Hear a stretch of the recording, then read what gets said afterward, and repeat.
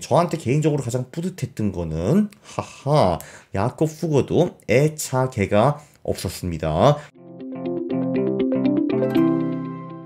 예. 안녕하십니까 할러님들 강왕국입니다. 제가 최근에 굉장히 쇼킹한 거를 알게 되었죠. 바로 이 연구 포트폴리오가 500년 전에 독일에서 만들어졌다라는 사실 말입니다. 네, 이게 누가 만들었냐 하면은 독일 역사상 가장 위대한 자본가인 야콥 후거 선생이 만들었습니다. 자, 야콥 후거. 당신은 누구인가? 이분의 별명이 야콥 더 리치였어요. 부자 야콥이라는 뜻인데 1459년부터 1525년에 사신 분입니다. 세종대왕이 1450년에 돌아가셨고요. 그리고 임진왜란이 1592년에 터졌죠. 그렇죠. 그래서 세종대왕과 임진왜란 그 중간에 사신 분이었거든요. 이분이 1495년부터 1525년 약 30년 동안에 유럽 최대의 기업가이자 은행가였습니다. 이분의 부가 어느 정도였냐 하면요. 당연히 이 사람 기업의 규모가 독일 2위부터 100위 기업을 합친 것보다 더 컸고요. 그리고 이분이 돈을 얼마나 벌었냐 하면 이게 지금 돌아가신 지 500년 되었잖아요. 그죠? 그 후손들이 500년 동안 사실 한 게 별로 없고요. 그리고 여기저기서 많이 몰수를 당했는데도 불구하고 아직도 독일 부동산 10대 가문 중에 하나라고 합니다. 굉장히 놀랍죠. 그러니까 지금 우리 조상님이 저기 그 임진왜란 전에 돈을 어마어마하게 많이 버셔가지고 땅을 무지하게 많이 사놔서 그게 상속되고 해가지고 500년 동안 상속되는 와중에 사실 이 부가 다 날아가는 것이 정석이잖아요. 그런데 그 부가 그래서 많이 날아가가지고 조금밖에 안 남았는데도 불구하고 독일 부동산 10대 가문 중에 하나라는 겁니다. 정말 엄청난 사람이죠. 그렇죠. The richest man who ever lived. 정말 역대 최고 부자 중에 하나로 알려져 있고요. 상당히 다양한 사업을 했는데 그 합스부르크 왕가에 돈을 빌려줬습니다. 그래서 이 막시밀리안 1세 그리고 뭐 칼 5세 이런 사람들한테 돈을 많이 빌려줬고요. 보통 이 왕들, 황제들은 돈을 빌리고 잘 못 갚았어요. 그 대신에 야, 저 광산 네가 가져 뭐 이런 식으로 많이 했거든요. 그래서 뭐 은광산, 구리광산 이런 거를 대가로 받았고요. 또는 뭐 돈을 빌려주는 대신에 주식을 받고 뭐 이런 식으로도 많이 했다고 합니다. 그럼 이태리와 명거래도 하고 유럽 구리 거래를 전부 다 독점하고 막 이랬대요. 그래서 이분의 자산이 지금 돈으로 한 4천억 유로. 4천억 유로는요. 그거를 제가 구글에 넣어보니까 한 532조 원 정도로 나옵니다. 532조 원. 한국 지금 정부의 예산이 400조 아니었나요? 어쨌든 그거보다 더 많은 돈이었어요. 왜냐하면 이분이 갖고 있었던 게 유럽 GDP의 2% 정도였습니다. 왜냐하면은 지금 유럽 GDP가 한 20조 유로 정도 될 거거든요. 그거 2%가 4천억 유로다. 뭐 이런 식으로 계산을 한 것 같아요. 근데 뭐 장남이나 그런 건 아니고, 그 형제가 굉장히 많았죠. 11명이었습니다. 11자매. 그러니까 축구팀이 있었죠. 그러니까 아버지가 축구팀을 하나 만들어 왔는데, 그 중에서 10번째 애였거든요. 자, 근데 여기서 조기 교육이 얼마나 중요한지 볼 수가 있습니다. 14세부터 우리 그 야콥은 이제 이태리 지사로 보내져가지고, 거기서 또 14년 동안 일을 한다고 합니다. 14세부터 28세까지 제대로 사업과 일과 뱅킹을 배운 거죠. 그래, 이 꽃다운 나이에 지금 이 한국 애들은 뭐 국어, 역사, 뭐 이딴 거를 배우고 있습니다. 뭐 하냐고. 가서 사업하고 돈 벌고 돈 빌리고 금융을 배웠어야지. 이게 당연한 거 아니겠습니까? 그렇죠. 자, 그래서 얘가 굉장히 위대하게 되는데요. 교황에게도 돈을 빌려주고 면죄부 거래에도 관여했다라고 합니다. 그 면죄부 이제 뭔지 아시죠? 그렇죠. 교황이 베드로 성당을 그 만들기 위해서 돈을 조달했었는데 막 궁리를 해가지고 면죄부를 팔았습니다. 뭐 이런 거죠. 아, 제가 어제 사람을 죽였는데요. 아, 그래? 그러면 여기 자 500만 원짜리 면죄부 사면은 네 죄는 면제야. 넌 사람을 죽였는데도 그 천국에 갈 수 있어. 아, 그거 참 별리하네요. 500만 원. 하, 나 천국 가는 거죠? 헤헤. 뭐 이랬다라고 합니다. 이거를 보고 우리 마틴 루터 씨가 1520년에 개신교를 만들어 버립니다. 이분이 이제 카톨릭 성당 이 벽에다가 이런 거를 붙인 거죠. 이제 95개의 이유를 붙였습니다. 왜 이 면죄부 거래가 쓰잘데기 없는 것도 말도 안 되는 거고 신학적으로 맞지 않는지 블라블라블라 이런 거를 써가지고 이제 전국이 난리가 났었죠. 그래서 이제 유럽이 카톨릭과 개신교로 나눠지고 뭐 이런 스토리가 있습니다. 그 루터가 직접적으로 후거를 공격하기도 하고요. 전 나쁜 놈이다, 나쁜 놈이다, 뭐 이런 식으로 하기도 했고요.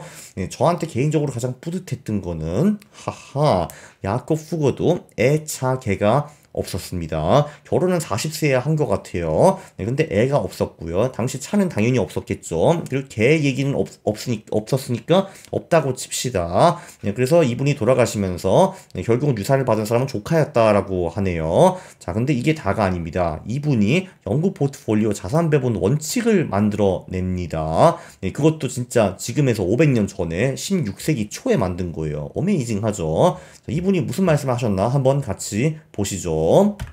후고의 자산 배분은 자산을 주식, 부동산, 채권, 금화로 4등분하라라는 말을 했습니다. 그리고 이제 이게 연구 포트폴리오 굉장히 비슷한데 연구 포트폴리오는 부동산이 아니라 현금을 집어넣었죠. 그건 좀 이따가 얘기를 하시고요. 이분이 아주 훌륭한 얘기를 했습니다. 넷 중에 하나는 수익이 안 좋을 것이다 라고 말을 했어요. 네, 넷 중에 하나는 수익이 안 좋을 것이다. 네, 이게 사실 굉장한 거거든요. 사람들이 대부분 자산 배분을 잘 못하는 이유가 이 네 개 중에서 실제로 보통 한두 개는 죽을 수거든요. 그게 싫어가지고 자산 배분을 안 하시는 분들이 많습니다. 맨날 그 말 하잖아요. 채권 지금 너무 지금 금리가 낮아가지고 무조건 떨어질 건데 이거 왜 해야 되냐 이런 거 말씀을 하시잖아요. 근데 원래 자산 배분이라는 거는 그런 겁니다. 네 개 중에서 네 개가 잘 나가는 경우는 굉장히 드물고요. 네, 근데 이 네 개를 다 투자하면은 포트폴리오 자체가 상승하기 때문에 괜찮다. 이제 이런 말을 이제 후거가 염두에 둔 거죠. 그리고 이런 말도 했습니다. 후거가 성과가 다 다를 거 아니냐. 이 네 개의 성과가 다를 거니까 네, 차이가 크게 나면 리밸런싱 하라라는 말까지 했습니다. 굉장한 거죠. 왜냐하면은 처음에는 4등분해서 25%로 시작을 했는데 주식이 이제 막 오르고 채권이 떨어지면은 주식 비중이 40%, 채권 비중이 15% 이렇게 될 텐데 그럴 때는 리밸런싱 해가지고 네, 다시 비중을 맞추라. 이제 이런 얘기입니다. 네, 그리고 이게 다가 아닙니다. 후거가 또 이런 말도 해요. 정확히 인플레이션과 디플레이션이 자산에 미치는 영향까지 분석을 했습니다. 이 후거가 한 말이 인플레이션이 오면 금과 부동산으로 벌고 채권을 잃는다. 네, 정확한 말입니다. 굉장히 맞는 말이에요. 디플레이션이 오면 채권으로 돈을 벌고 부동산을 잃는다. 근데 이것도 맞는 말입니다. 이 사람 진짜 대박이에요. 이런 거를 500년 전에 알았다니 진짜 대단한 사람입니다. 대천재. 정말 역대 최고의 부자가 될 만합니다. 그것도 500년 전에.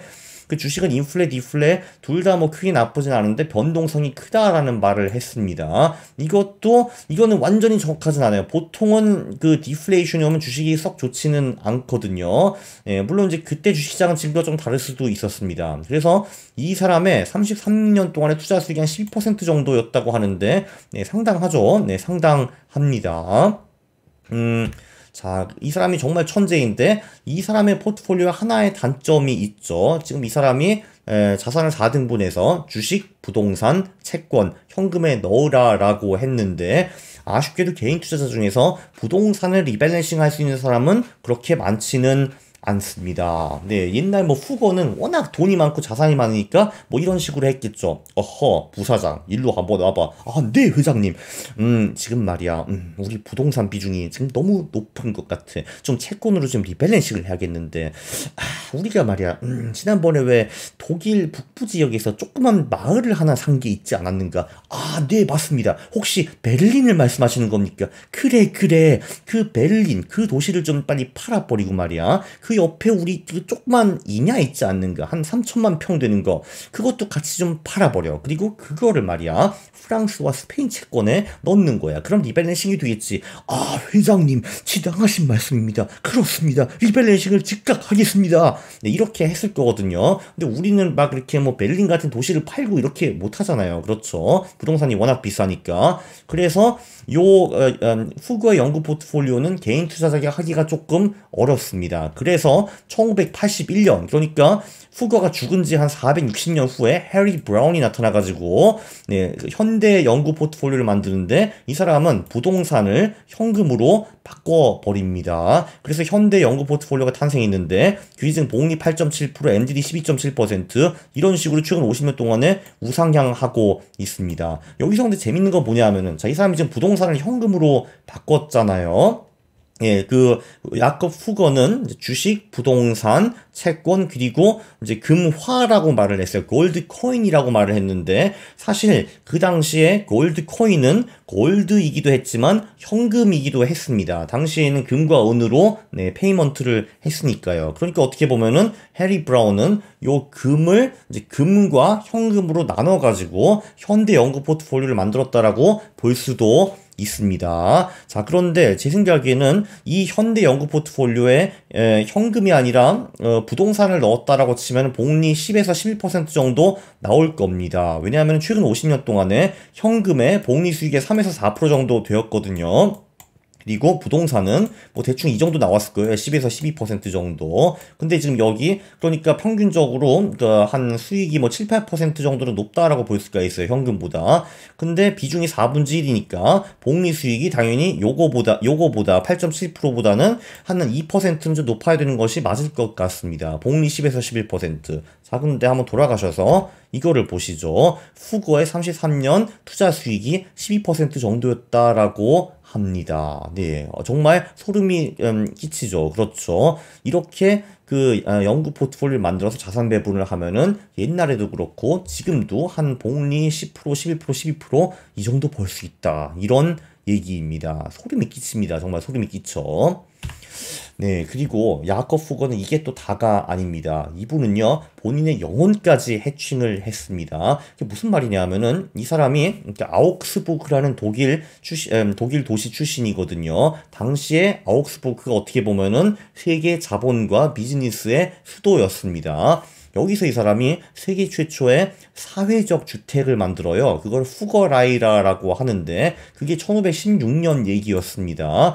자, 이 후거라이는요 아직도 존재를 하고 거기가 그때도 그렇고 지금도 그렇고 월세 1유로를 받습니다. 1,300원 정도를 받아요. 그래서 아직도 주택이 여기 건물이 67개가 있고 그리고 147가구가 아직도 지금 여기서 살고 있습니다. 500년 전에 만들어졌는데 아직도 여기 사람들이 살고 있고요. 근데 당시 여기 사람들이 입주할 때 조건이 있었습니다. 월세는 내가 거의 안 받을 테니까 그 대신에 하루에 한 번 야콥 후거 영혼을 위해서 기도를 하라라는 것이 계약서에 명시가 되어 있었습니다. 그리고 독일 사람들 계약 잘 지키잖아요, 또 그쵸? 근데 후세가 평가하기로는 이 야콥 후거가 신앙심이 그렇게 두텁지는 않았다라고 합니다. 근데 이 사람도 죽기 전에 잘 모르잖아요. 좀 불안할 거 아니에요. 죽으면은 자기가 지옥 갈 수도 있다라는 거에 대해서. 그래서 4, 5세기에 대해서도 이 사람이 철저히 대비를 한 겁니다. 아니 왜냐면은 예수님과 신 입장에서 야콥 후거가 딱 왔어요. 그럼 얘를 지금 천국에 보낼까 지옥에 보낼까 고민을 해야 될 겁니다. 물론 야콥 후거는 나쁜 짓을 많이 하기는 했거든요. 근데 막 밑에서 저기 독일 땅을 보니까 하루에 수백 명만 기도를 해주는 거예요. 야콥 후거 영혼을 위해서도 너 기도를 합니다 하면은 예수님과 신 입장에서도 좀 그렇잖아요. 지옥 보내기가.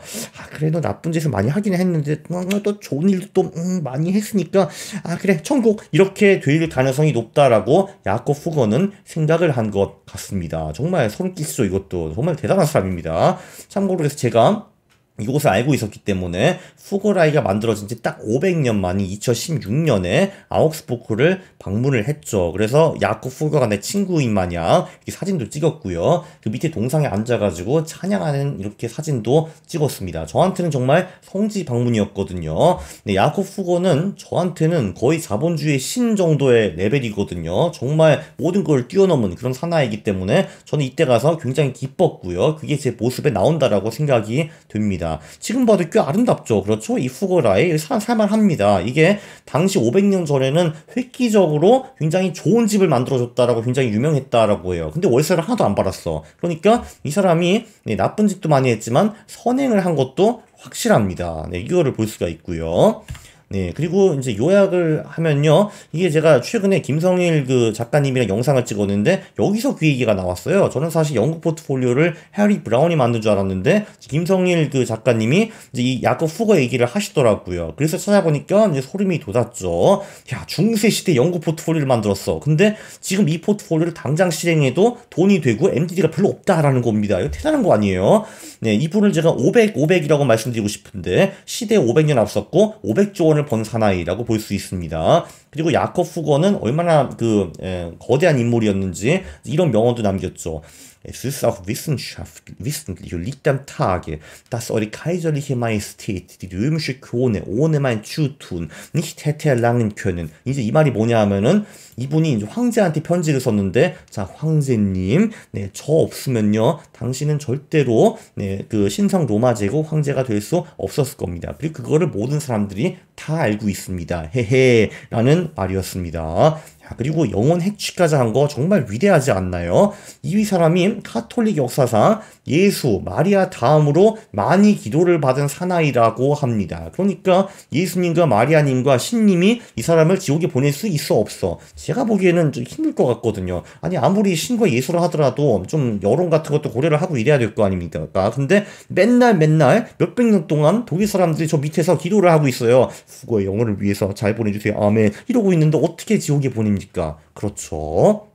네, 이번 영상 제가 보기에는 상당히 유익했고 재밌었을 겁니다. 동의를 하시면은 구독을 눌러주시고, 네, 그리고 좋아요 부탁드리겠습니다. 싫어를 누르시면 제가 매우 싫어합니다. 감사합니다.